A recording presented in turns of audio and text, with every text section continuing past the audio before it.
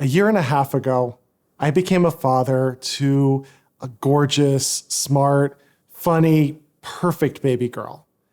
I am unabashedly biased, but she is absolutely the best.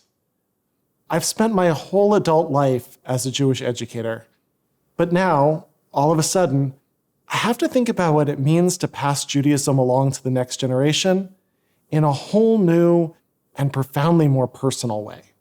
We have rituals to mark the very beginning of a child's life and to formally bring them into our people's covenant with God.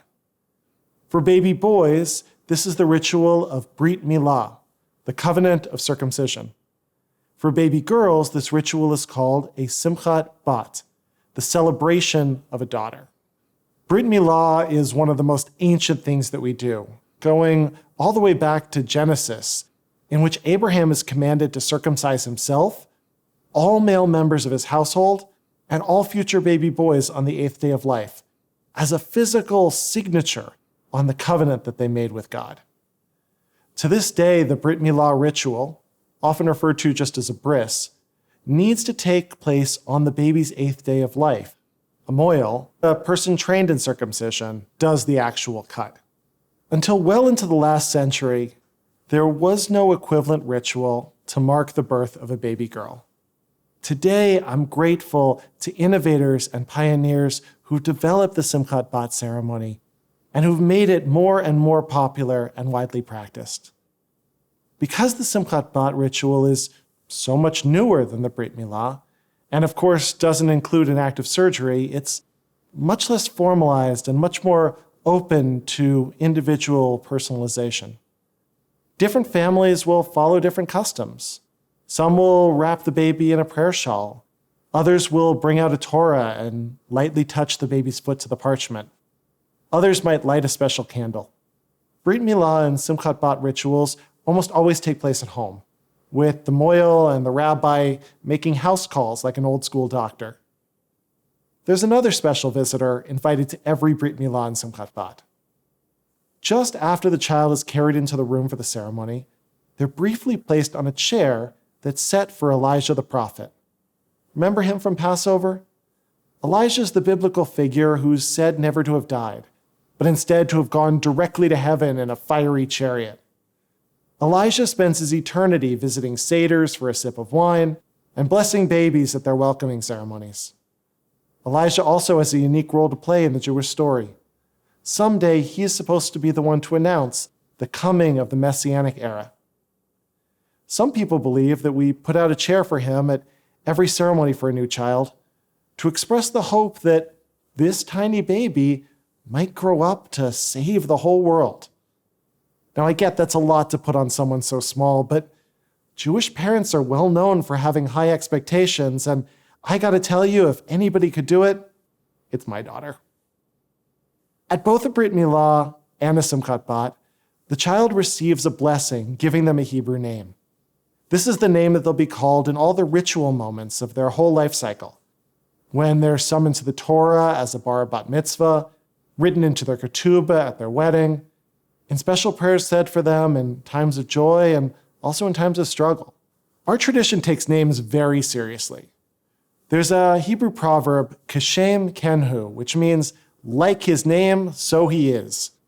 A person's attributes are directly connected to their name. For that reason, it's customary among Ashkenazi Jews to name for a family member who's no longer living, as a way of carrying forward their memory and their values.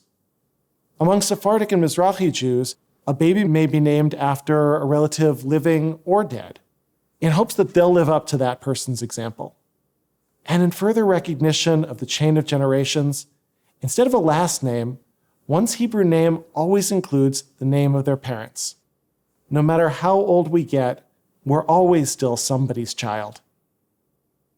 For converts who get to choose their own Hebrew names, they're symbolically called Ben or Bat Avraham v'Sarah, the son or daughter of Abraham and Sarah, our first Jewish ancestors. Now, that's not, God forbid, a rejection of one's actual parents, but it is a celebration of the fact that by merging their story with ours, they become a child of the whole Jewish people. Just as there's a ritual for bringing a baby into the covenant, there's a ritual for marking the transition out of childhood and into young adulthood. Girls become bat mitzvah at 12, while boys, who take longer to mature, if in fact they ever do at all, become bar mitzvah at 13.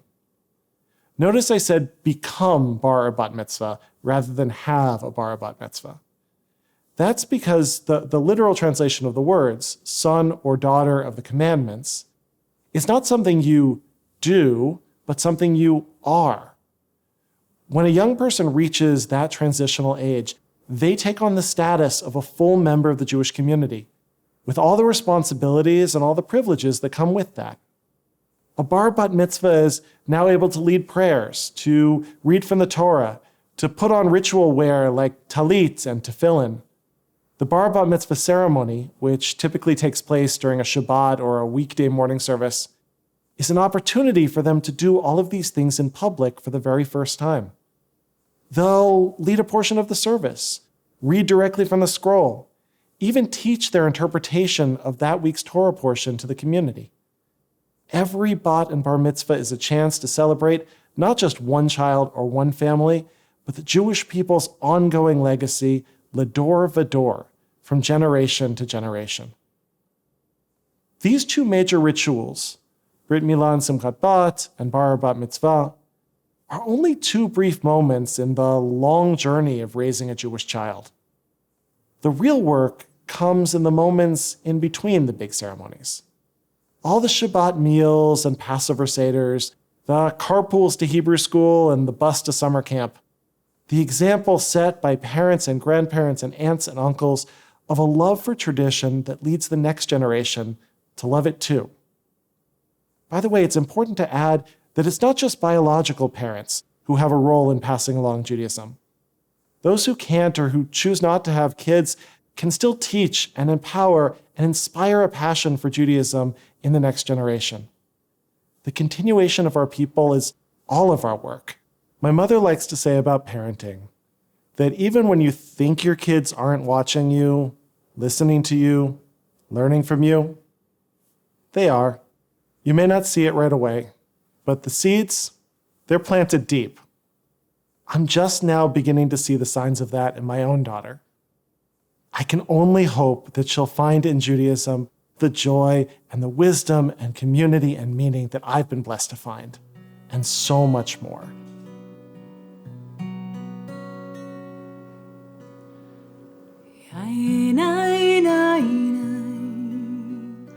Yay,